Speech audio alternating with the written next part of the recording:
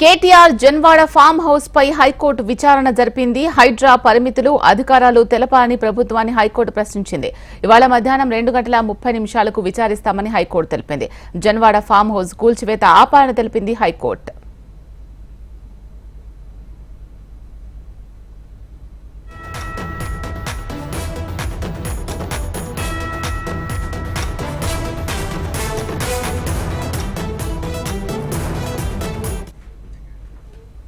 KTR Janwada farm house పై high court విచారణ జరిపింది. హైడ్రా పరిమితులు, అధికారాలు తెలపాలని ప్రభుత్వాన్ని హైకోర్టు ప్రశ్నించింది.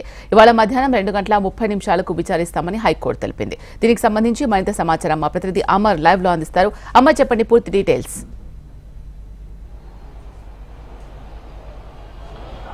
శిలా మాజీ మంత్రి కేటీఆర్ సంబంధించిన జన్వాడ ఫామ్ హౌస్ సంబంధించి ఇవాళ హైకోర్టులో పిటిషన్ దాఖలైంది. అయితే రిట్ పిటిషన్ సంబంధించి ప్రదీప్ కన్స్ట్రక్షన్ ఓనర్ అయినటువంటి ప్రదీప్ రెడ్డి రిట్ పిటిషన్ దాఖలు చేశారు. ఇప్పటికే ఏదైతే జన్వాడ ఫామ్ హౌస్ ను కూల్చివేస్తారన్న ఆరోపణలు గుప్పుమంటున్నాయి. ఈ నేపథ్యంలోనే ఆ ఆరోపణల నేపథ్యంలో ప్రస్తుతం ప్రదీప్ రెడ్డి ఓనరు ఆ జన్వాడ ఫామ్ హౌస్ సంబంధించిన పూర్తిగా స్థాయిలో కూల్చివేయొద్దంటూ కూడా దాని మీద స్టే ఇవ్వాలంటూ కూడా రిట్ పిటిషన్ అయితే దాఖలు చేశాడు. ఈ రిట్ పిటిషన్ సంబంధించి హైకోర్టులో విచారణ కొనసాగింది. జస్టిస్ లక్ష్మణ్ నేతృత్వంలో బెంచ్ పై విచారణ కొనసాగింది. ఇటు దీనికి సంబంధించి ప్రభుత్వ అధికారులైనటువంటి ఇటు స్థానిక రెవెన్యూ అధికారులు కావచ్చు, రంగారెడ్డి జిల్లా కలెక్టర్ సంబంధించిన ఏదైతే అడిషనల్ ఏజీలతో పాటు ప్రభుత్వానికి సంబంధించిన ఏడీజీలు కూడా పాల్గొన్నారు. ఈ విచారణకు సంబంధించి చూసుకుంటే ఏదైతే ఎఫ్టీఎల్ బఫర్ జోన్ లో కట్టారని దీన్ని కూల్చివేస్తామని కూడా ఇప్పటికే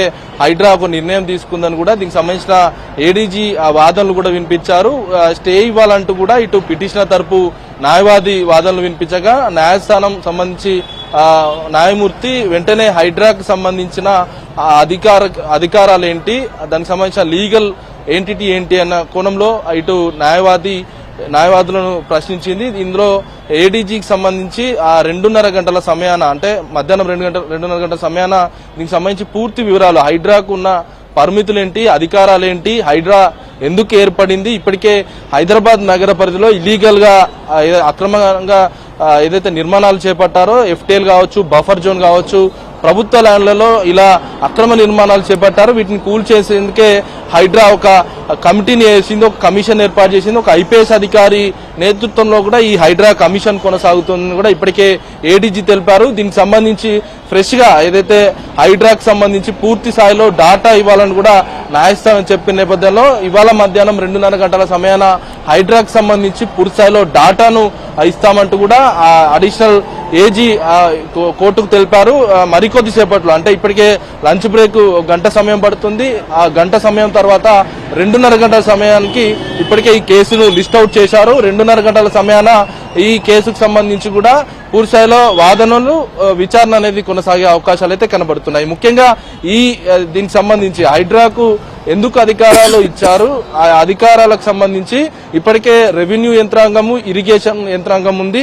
ఇల్లీగల్ గా యాక్టివిటీస్ ఉంటే వాళ్లే కూల్చివేస్తారు కదా, హైడ్రాకున్న ప్రాధాన్యత ఏంటి, వీటన్నిటిపై కూడా పూర్తిస్థాయిలో న్యాయమూర్తి ఏదైతే అడిషనల్ ఏజీని కూడా ప్రశ్నించిన నేపథ్యం అవుతోంది. మొత్తం మీద చూసుకుంటే 2:30 గంటల సమయాన విచారణ అయితే మరోసారి ప్రారంభం కానుంది. ఇప్పటికే పిటిషనర్ తరపు దాదాపు 10కి సంబంధించిన వాళ్ళకి సంబంధించిన ఫామ్ హౌస్ ఏదైతే ఉందో దానికి సంబంధించిన అనుమతి పత్రాలతో పాటు పూర్తిస్థాయి డాటాను కూడా కోర్టుకు సబ్మిట్ చేశారు. ఈ 2:30 గంటల సమయాన జరిగే విచారణకు సంబంధించి కూడా ఉత్కంఠ నెలకొంది. ఇప్పటికే జన్వాడ ఫామ్ హౌస్ సంబంధించి కూడా గతంలో సీఎం రేవంత్ రెడ్డి గతంలో ప్రతిపక్ష నేతగా ఉన్నప్పుడు కూడా ఈ బఫర్ జోన్ లో కేటీఆర్ ఫామ్ హౌస్ నిర్మించాడన్న కోణంలో డ్రోన్ ఎగరవేశారు, అక్కడికి వెళ్లి పరిశీలించారు. గతంలో రేవంత్ రెడ్డి మీద కూడా సీఎం రేవంత్ రెడ్డి మీద కూడా అప్పట్లో కేసు కూడా నమోదైంది. ఈ కేసులో అతను రిమాండ్ కూడా అయిన నేపథ్యం ఉంది. ప్రస్తుతానికైతే ఈ జన్వాడ ఫామ్ హౌస్ పై రాజకీయ రంగు పులుముకుందని చెప్పుకోవచ్చు. ఇంకా విచారణకు సంబంధించి కూడా ఉత్కంఠ నెలకొందని చెప్పుకోవచ్చు.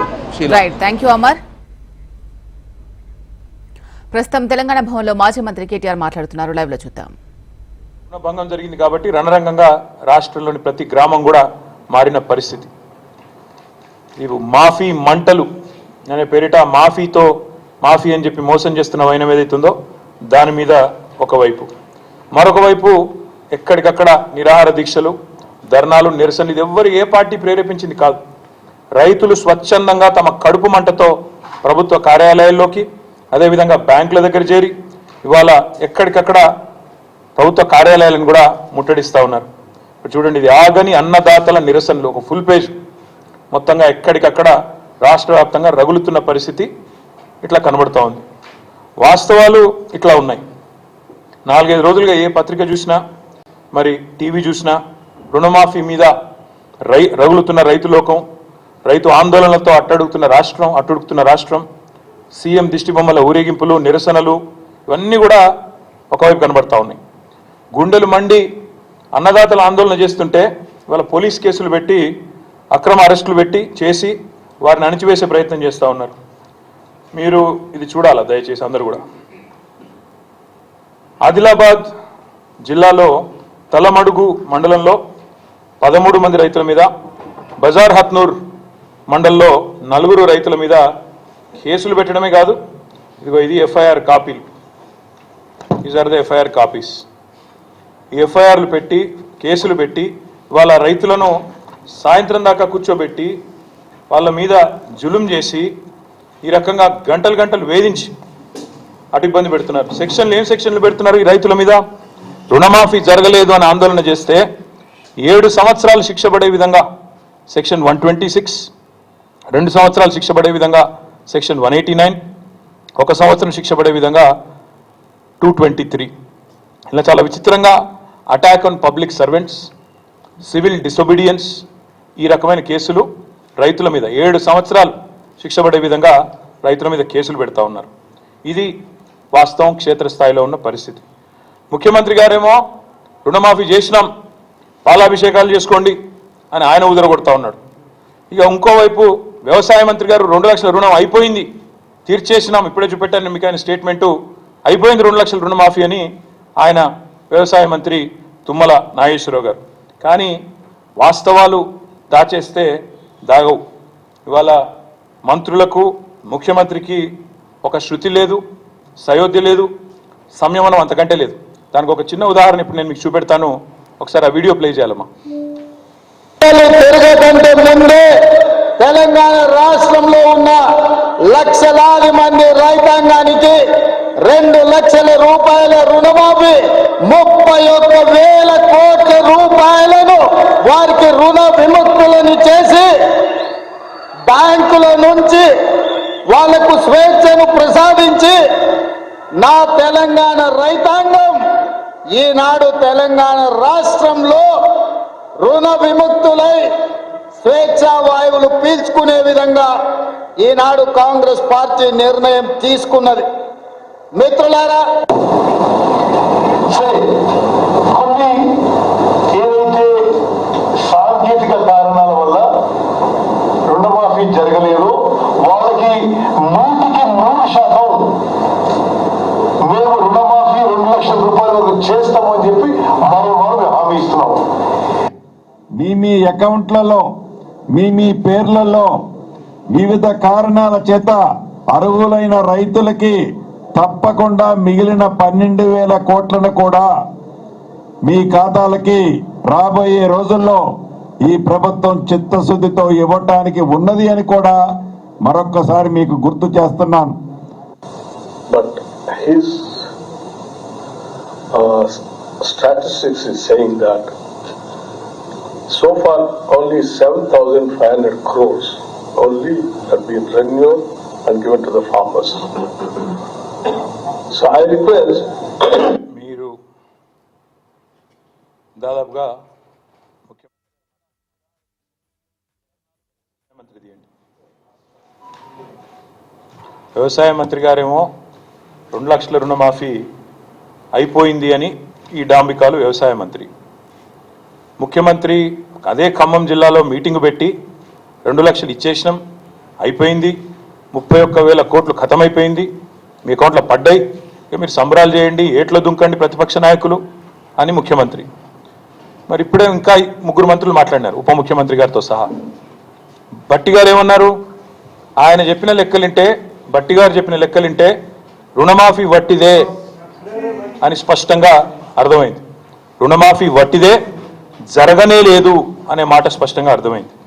ఉత్తమ్ కుమార్ రెడ్డి గారు చెప్పారు సాంకేతిక కారణాల వల్ల. సాంకేతిక కారణాలు ఏమి లేవు. మీరు ఎట్లా తప్పించుకుందామా అని చెప్పి ఆంక్షలు కొర్రీలు పెట్టి ఎట్లా ఎగరగొడదామా పేర్లు అని చెప్పి చేసిన దిక్కుమాలిన దివాలా కోరు రాజకీయం తప్ప ఇందులో సాంకేతికం లేదు, మన్ను లేదు. అది వారు చెప్తా ఉన్నారు, జరగలేదు, the loan waiver is not completed అని స్పష్టంగా ఉత్తమ్ కుమార్ రెడ్డి గారు చెప్తున్నారు.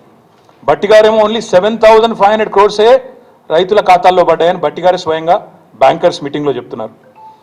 పొంగులేటి శ్రీనివాసరెడ్డి గారు చెప్తున్నారు ఇంకా కాలేదు, 12,000 కోట్లు ఇవ్వాల్సి ఉంది, ఇస్తాము, ఎప్పటి లోపల ఇస్తామో ఆయనకు కూడా తెలియదు, ఏం తెలియదు, కానీ ఇస్తాము అని ఆయన ఉదరగొట్టాడు.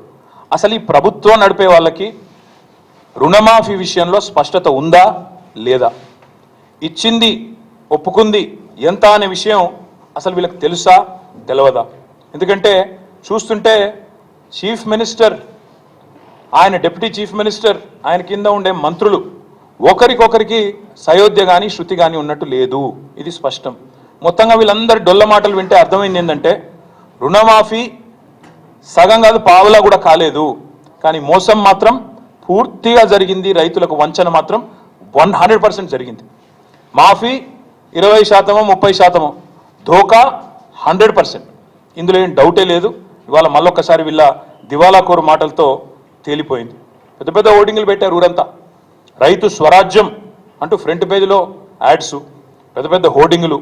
ఇది రైతు స్వరాజ్యం కాదు, రైతును ఏడిపిస్తున్న రాజ్యం, రైతును మోసం చేస్తున్న రాజ్యం అని మేము అంటా ఉన్నాం. అందుకే ఈ ముఖ్యమంత్రి, ఈయన మంత్రివర్గ సహచరులు, ఈయన ప్రభుత్వం చేస్తున్న మోసానికి వ్యతిరేకంగా రేపు బీఆర్ఎస్ పార్టీ ఆధ్వర్యంలో అన్ని మండల కేంద్రాలలో రేపు రైతులను కూడగట్టుకొని మా పార్టీ కార్యకర్తలు మేమందరం కూడా ధర్నాలకు పిలుపునిచ్చినాం.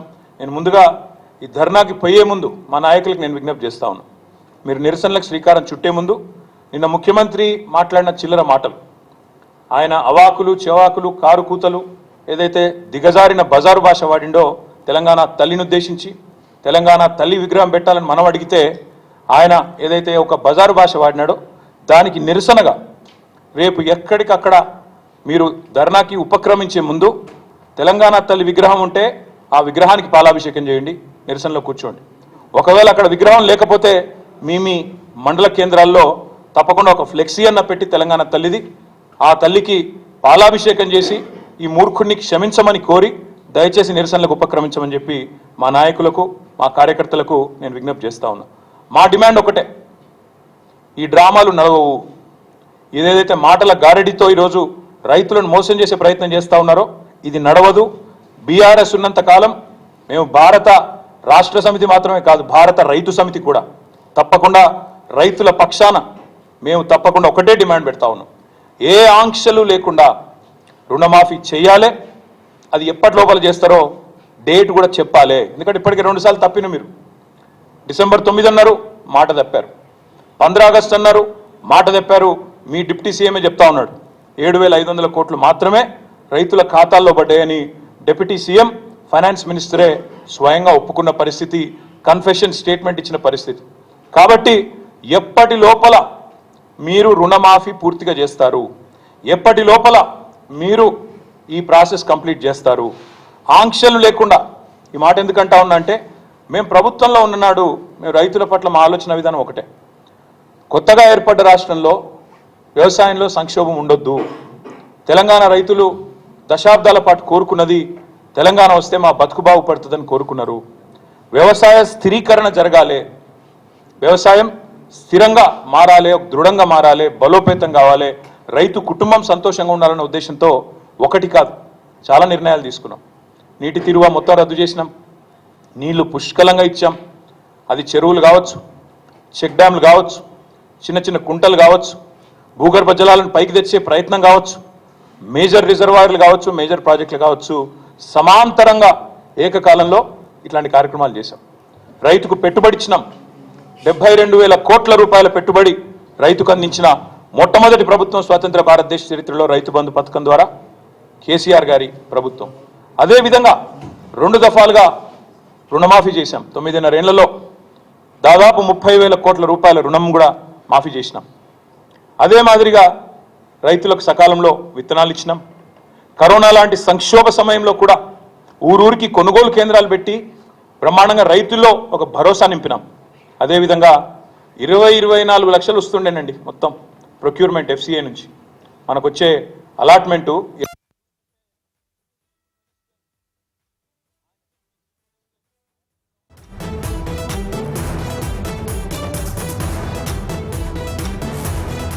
కేసీఆర్ ప్రభుత్వం మేము చెప్పడం కాదు, NCRB డేటా ప్రకారం, national crime records bureau data ప్రకారం భారతదేశంలోనే సూసైడ్స్, రైతుల ఆత్మహత్యలు ఎక్కడ తగ్గినాయి అంటే తెలంగాణ అని చెప్పి పార్లమెంట్లో కేంద్ర ప్రభుత్వమే స్వయంగా చెప్పిన పరిస్థితి, పత్రికలు రాసిన పరిస్థితి.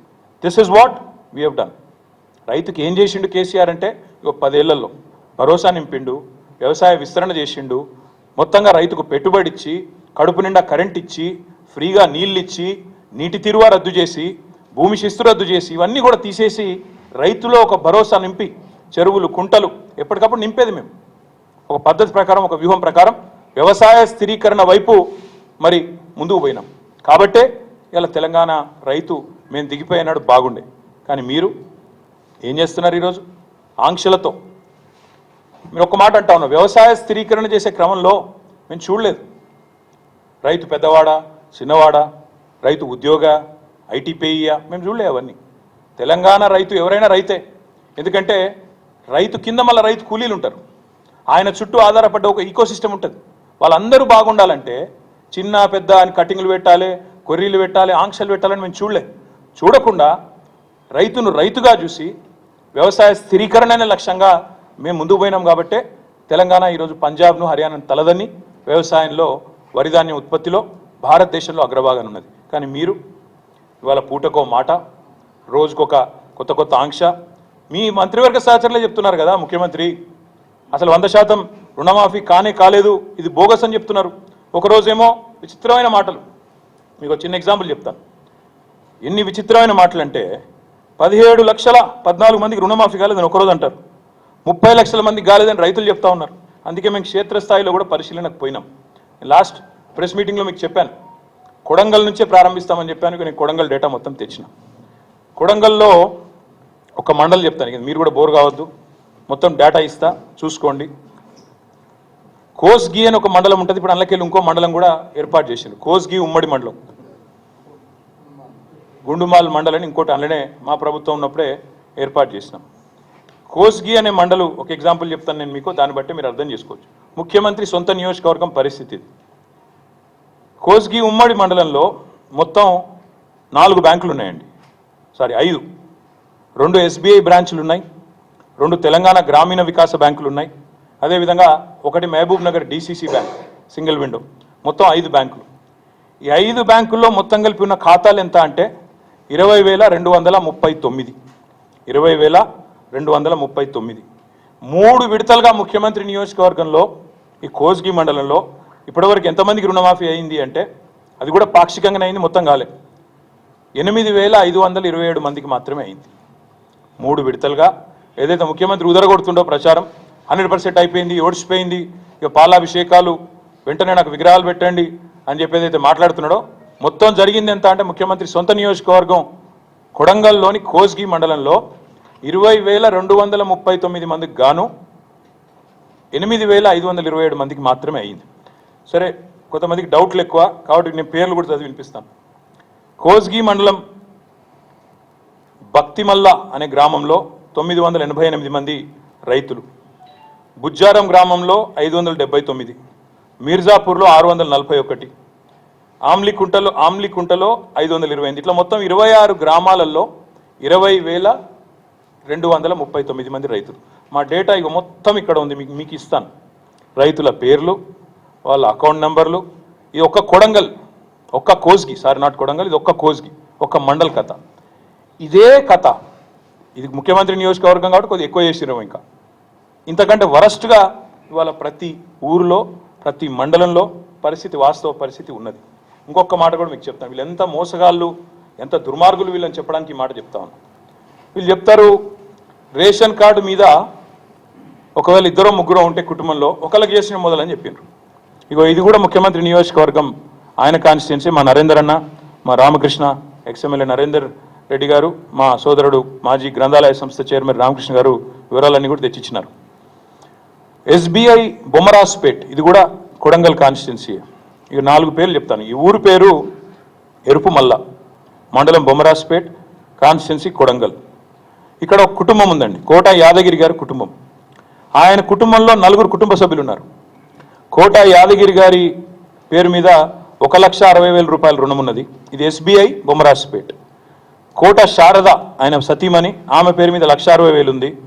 వాళ్ళ కొడుకు అశోక్, పెద్ద కొడుకు, ఆయన పేరు మీద 1,84,000 రూపాయలు ఉంది. ఇంకో కొడుకు అభిలాష్ కుమార్, ఆయన పేరు మీద 1,50,000. అకౌంట్ నంబర్లతో సహా నేను ఇస్తాను మీకు. ఒక కుటుంబంలో ఒకవేళ 2-3 ఉంటే మొదలు ఒకరికి మాఫీ చేస్తాం, తర్వాత మిగతా వాళ్ళకి చేస్తామని మీరే చెప్పినారు. ఇది ముఖ్యమంత్రి నియోజకవర్గం, ఎరుపుమల్ల అనే గ్రామం, SBI బొమ్మరాజ్పేట్, కోట యాదగిరి గారి కుటుంబం. కావాలంటే మీడియా కూడా పోయి విచారించుకోవచ్చు, వాళ్ళ అకౌంట్ నంబర్లతో సహా ఇక్కడ ఉంది. ఇది మొత్తం కొడంగల్, ఇది ఒక మండలం చరిత్ర. ఇది బొమ్మరాజ్పేట మండలంలో ఒక రైతు కుటుంబం యొక్క వ్యవహారం. వాస్తవాలు ఇట్లా ఉన్నాయి. వీళ్ళ డైలాగులు, బిల్డప్ ఏమో ఇట్లా ఉంది. అందుకే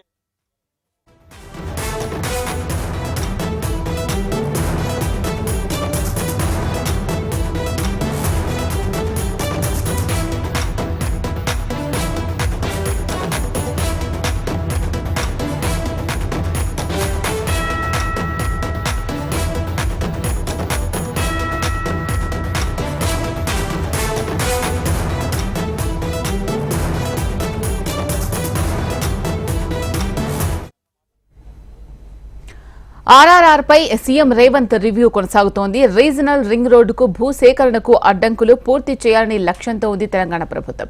ఔటర్ రింగ్ రోడ్ అవతల, రీజనల్ రింగ్ రోడ్ లోపలే ఫ్యూచర్ సిటీకి రేవంత్ సర్కార్ ప్లాన్ చేస్తోంది. హైదరాబాద్ కు సౌత్ ఈస్ట్ లో ఇబ్రహీంపట్నం, మహేశ్వరం ప్రాంతం వైపు 4th సిటీ నిర్మాణంపై రేవంత్ రెడ్డి సర్కార్ దృష్టి సారించింది. వికసిత్ భారత్ 2047 ప్రోగ్రాంలో RRR కు ప్రాధాన్యత కల్పించింది కేంద్రం. రీజనల్ రింగ్ రోడ్ నిర్మాణం కోసం 27,000 కోట్లు ఖర్చవుతుందని అంచనా వేస్తున్నారు.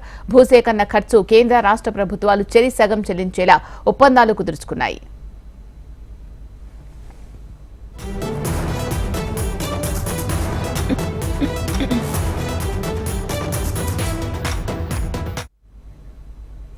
RRR పై సీఎం రేవంత్ రివ్యూ కొనసాగుతోంది. రీజనల్ రింగ్ రోడ్డుకు భూసేకరణకు అడ్డంకులు పూర్తి చేయాలని అనే లక్ష్యంతో ఉంది తెలంగాణ ప్రభుత్వం.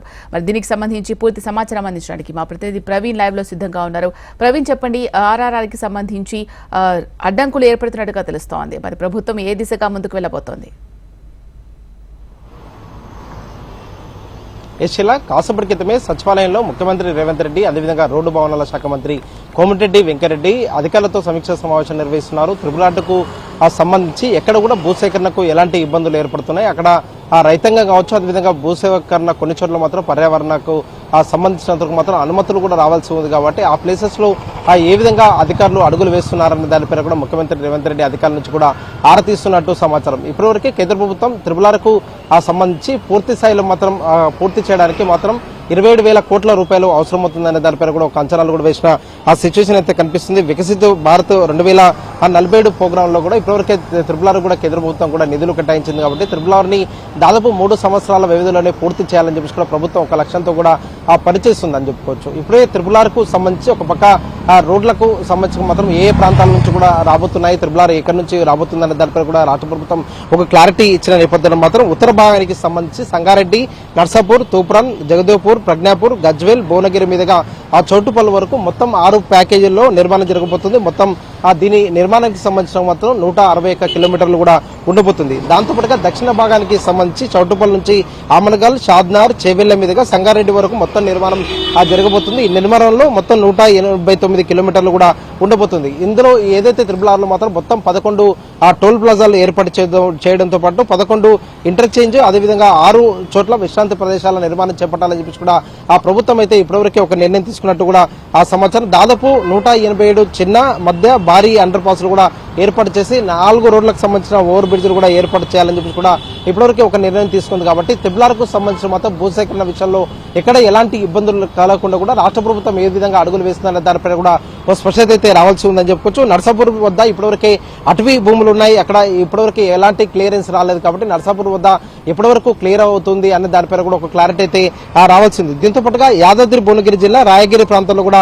ఆ ప్రజలు భూసేకరణకు కూడా అక్కడ అడ్డుపడుతున్నారు. భూసేకరణ చేయడానికి మాత్రం ఎట్టి పరిస్థితుల్లో ఒప్పుకోము అని చెప్పేసి కూడా రైతాంగం కూడా అక్కడ నిరసన కార్యక్రమాలు కూడా తెలుతున్నారు. కాబట్టి ఆ ప్రాంత ప్రజలకు సంబంధించి ఏ విధంగా ఒప్పిస్తుంది రాష్ట్ర ప్రభుత్వం అనే దానిపైన కూడా ఒక క్లారిటీ అయితే రావాల్సి ఉంది. దీంతో పాటుగా అలైన్మెంట్ కు సంబంధించిన మాత్రం డిపిఆర్ల పైన కూడా కసరత్తు చేయాలని చెప్పేసి కూడా రాష్ట్ర ప్రభుత్వం ఇప్పటివరకు భావిస్తుంది. కాబట్టి ట్రిబుల్ పైన రాష్ట్ర ప్రభుత్వం మరో అడుగు ఏ విధంగా ముందుకు వేయబోతుందనే దానిపైన కూడా ఒక క్లారిటీ అయితే రావాల్సి ఉందని చెప్పుకోవచ్చు. ఇప్పటివరకే హైదరాబాద్ నగరాన్ని కూడా పూర్తి స్థాయిలో మాత్రం తీర్చిదిద్దడం కావచ్చు, హైదరాబాద్ నగరాన్ని కూడా ఇప్పటివరకే హైదరాబాద్ నగరంతో పాటు ఆ రీజనల్ రింగ్ రోడ్స్ కావచ్చు, దాని లోపల ఉన్న ప్రాంతాలను కూడా అభివృద్ధి చేసే విధంగా కూడా రాష్ట్ర ప్రభుత్వం ఒక అడుగులు వేస్తుంది. కాబట్టి దీనికి సంబంధించినంత వరకు మాత్రం ఏ విధంగా అడుగులు వేయబోతుంది అనే దానిపైన కూడా ఒక క్లారిటీ అయితే రావాల్సిందని చెప్పుకోవచ్చు. ఇప్పటివరకు హైదరాబాద్ కు సౌత్ ఈస్ట్ ఇబ్రహీంపట్నం కావచ్చు, అదేవిధంగా మహేశ్వరం వైపు కూడా ఫోర్త్ సిటీ నిర్మాణాన్ని కూడా చేపట్టాలి, అక్కడ పూర్తి స్థాయిలో డెవలప్ చేయాలని చెప్పి కూడా ఆ రాష్ట్ర ప్రభుత్వం భావిస్తుంది. కాబట్టి వీటికి సంబంధించినంత వరకు మాత్రం ముఖ్యమంత్రి రేవంత్ రెడ్డి అధికారులకు ఎలాంటి సూచనలు చేయబోతున్నారు, అధికారులు రాష్ట్ర ప్రభుత్వానికి కూడా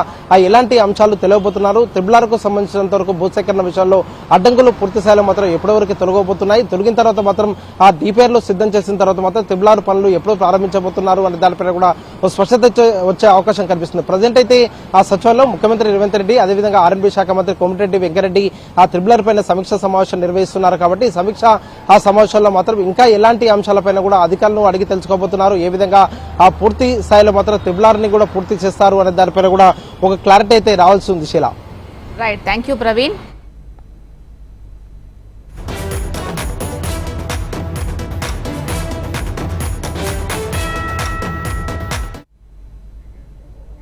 భద్రాద్రి కొత్తగూడెం జిల్లా పాల్వంచలో ఏజెన్సీ నాన్ ఏజెన్సీ వివాదం మరోసారి మొదలైంది. పాల్వంచ పట్టణానికి ఏజెన్సీ చట్టం వర్తిస్తుందా లేదా అనేది ఇప్పుడు హాట్ టాపిక్ గా మారింది. పట్టణంలోని ఏ సర్వే నెంబర్లు ఏజెన్సీలోకి వస్తాయో, నాన్ ఏజెన్సీలోకి ఏవి వస్తాయనే దానిపై స్పష్టత కొరవడింది. దీంతో మరోసారి ఏజెన్సీ నాన్ ఏజెన్సీ వివాదం తెరపైకొచ్చింది. దీంతో పట్టణంలోని పలువురు ప్రముఖులు, మేధావులు అనేకసార్లు సమావేశమయ్యారు. పాల్వంచను ఏజెన్సీగా ప్రకటించాలని ఉద్యమం దిశగా అడుగులు వేస్తున్నారు. దేశానికి స్వాతంత్ర్యం వచ్చిన అనంతరం సంస్థానాలు రద్దయ్యాయి. దీంతో 1950లో పాల్వంచ రెవెన్యూ గ్రామంగా ఏర్పడింది. 1950 డిసెంబర్లో ఏజెన్సీ ప్రాంతాలను రాష్ట్రపతి ప్రకటించారు. రాష్ట్రపతి గెజిట్ మేరకు పాల్వంచ ప్రాంతం అంతా నాన్ ఏజెన్సీ అవుతుందని పట్టణ గిరిజనేతరులు చెబుతున్నారు. అయితే పాల్వంచను ఏజెన్సీ నుంచి మినహాయిస్తున్నట్లుగా రాష్ట్రపతి గెజిట్లో స్పష్టంగా ఉందని చెబుతున్నారు. సంస్థానాలు రద్దు చేసిన తర్వాత సంస్థాన్ భూములు ఎలా వస్తాయి అనే ప్రశ్నలు తలెత్తుతున్నాయి. పాల్వంచ పట్టణం మొత్తం నాన్ ఏజెన్సీ అని చెప్పేందుకు కోర్టు తీర్పులు ఉన్నాయని గుర్తు చేస్తున్నారు. పాల్వంచ ఏజెన్సీ ప్రాంతం కాదని హైకోర్టు 2 సార్లు తీర్పులిచ్చింది.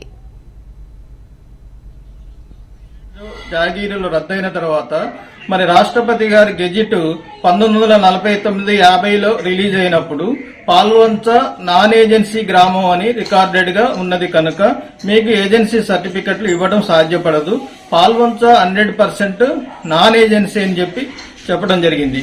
తరువాత పాల్వంచ సబ్ కలెక్టర్ యువరాజు ఐఏఎస్ గారు 817, 444, మరి 999, 727 సర్వే నెంబర్లతో పాటు మరికొన్ని గవర్నమెంట్ సర్వే నెంబర్లు కూడా కలుపుకొని మొత్తం కూడా ఈ ఏరియాలలో భూములు బదలాయింపు చట్ట ప్రకారం చెల్లదు అనేటటువంటి ఆనాడు ఆయన ఒక పేపర్లో ఆయన ఇంటర్వ్యూలో ఇచ్చారు. దాని ముఖ్య ఉద్దేశం ఏమిటంటే పాల్వంచలో ఉన్నటువంటి ఈ 4 సర్వే నెంబర్లు అత్యంత మేజర్ భూభాగం. ఈ ప్రాంతంలో 74లో ఒకసారి, 85లో ఒకసారి అనేక మందికి 1000 ఎకరాలు అసైన్ చేయడం జరిగింది. కాబట్టి ఇది ప్రభుత్వ భూములు. ప్రభుత్వానికి ఎప్పుడైనా అవసరమైనప్పుడు ఈ భూములు తిరిగి తీసుకునే అవకాశం ఉన్నది. కాబట్టి ఈ భూములు కొని నష్టపోవద్దు అనేది ఆనాడు యువరాజు గారి ప్రధాన ఉద్దేశం. కానీ కొంతమంది వ్యక్తులు ఈ యొక్క భూములు రిజిస్ట్రేషన్లు ఆపేయండి అనగానే ఇది ఏజెన్సీ అనేటటువంటి ఒక నినాదంలోకి వెళ్ళిపోవడం జరిగింది. కానీ ఇది 100% పాల్వంచ నాన్ ఏజెన్సీ గ్రామము. మరోవైపు రాష్ట్రపతి గెజిట్ ఆధారంగా చూస్తే పాల్వంచ ఏజెన్సీ నాన్ ఏజెన్సీగా ఉన్నాయని అధికారులు చెబుతున్నారు. 2009లో నాటి అసిస్టెంట్ కలెక్టర్ సైతం ఆ మేరకు స్పష్టం చేశారు. పాత పాల్వంచ నాన్ ఏజెన్సీ అని, కొత్త పాల్వంచ ఏజెన్సీ అని తెలిపారు. ఇది అయోమయానికి గురిచేస్తోంది. ఏజెన్సీ ప్రాంతంలో కేటీపీఎస్, స్పాంజ్, ఐరన్, నవభారత్ వంటి కర్మాగారాలున్నాయి. ఈ కర్మాగారాల్లో పనిచేస్తున్న ఉద్యోగులకు ఏజెన్సీ అలవెన్సులు ఇవ్వడం లేదు అన్న ఆరోపణలు ఉన్నాయి. అత్యున్నత న్యాయస్థానాలు ఇచ్చిన తీర్పులకు లోబడి పాలనా వ్యవహారాలు సాగించాలని స్థానికులు డిమాండ్ చేస్తున్నారు. ఏజెన్సీ నాన్ ఏజెన్సీ వివాదంతో పాల్వంచలో ఎన్నికలు సైతం నిలిచిపోయాయి. పాల్వంచ సమస్యకు ప్రభుత్వం పరిష్కారం చూపించాలని స్థానికులు కోరుతున్నారు. ఏజెన్సీనా నాన్ ఏజెన్సీనా అనేటువంటి వివాదం తేల్చాల్సినటువంటి అవసరం ఉంది. మరి ఒకవేళ నిజంగా ఇది నాన్ ఏజెన్సీ అయినప్పుడు రాష్ట్రంలో మిగతా మున్సిపాలిటీలతో పాటు వీటికి ఎన్నికలు జరపాల్సి ఉండే. కానీ ఏజెన్సీ అని కొంతమంది అధికారులు, నాన్ ఏజెన్సీ అని కొంతమంది అధికారులు చెప్పడం, మరి ఎటు స్పష్టమైనటువంటి ఆదేశాలు ఇవ్వకపోవడం, మరి ఎన్నికలు జరపకపోవడం, ఇది తెలంగాణ భవన్లో మాజీ మంత్రి కేటీఆర్ మాట్లాడుతున్నారు. లైవ్ లో చూద్దాం. బ్రహ్మాండంగా జూమ్లు పెట్టి మరీ తీసినారు. గూగుల్ ఎర్త్, అది గూగుల్ మ్యాప్ ఏందో కానీ చాలా చక్కగా పెద్ద పెద్ద కాంగ్రెస్ నాయకులు పేర్లు చెప్పమంటారా? రెవెన్యూ మంత్రి గారు శ్రీనివాస్ రెడ్డి గారు, తర్వాత పివి రామచంద్రరావు గారు, తర్వాత పట్నం మహేందర్ రెడ్డి గారు, ఎఫ్ఎల్, తర్వాత ఇంకెవరున్నారు బా, సుఖేందర్ రెడ్డి గారు, కౌన్సిల్ చైర్మన్ గారు, తర్వాత ఉన్నారు మధు యాష్కి గారు, ఇంకా చాలా ఉన్నారు. ఇంకా ఇంకొకటి కూడా ఉంది, రెడ్డి గారిది కూడా నేను చూపుతా మీకు. ఇక్కడ శాటిలైట్ మ్యాప్లు పంపుతా. నేనేమంటే ఐ వెల్కమ్. నా మీద ఏదో మీడియాలో ఏదో వేసేసి జరిగిపోయింది, ఏమో అయిపోతుంది, ఆడేమైనా తప్పుంటే కొట్టి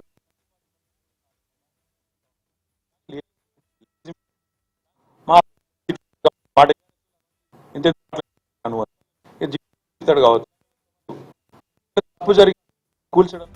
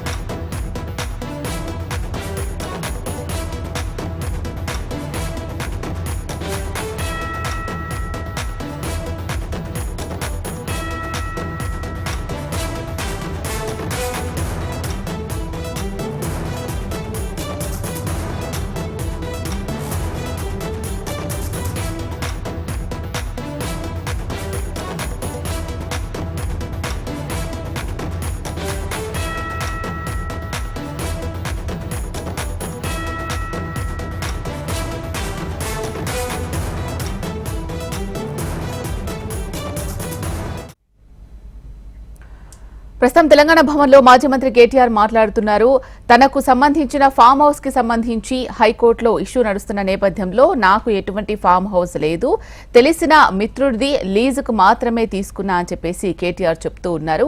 అది బఫర్ జోన్ లో ఉంటే నేను దగ్గరుండి కూలగొట్టిస్తా అని కూడా కేటీఆర్ క్లారిటీ ఇవ్వడం జరుగుతోంది. అయితే ఎటువంటి ఫామ్ హౌస్ లేదు అని చెప్పేసి కేటీఆర్ మరోసారి తెలంగాణ భవన్ వేదికగా క్లియర్ చేస్తూ ఉన్నారు. అది తెలిసిన మిత్రుడిది మాత్రమే లీజుకు తీసుకున్నానని చెప్తూ ఉన్నారు.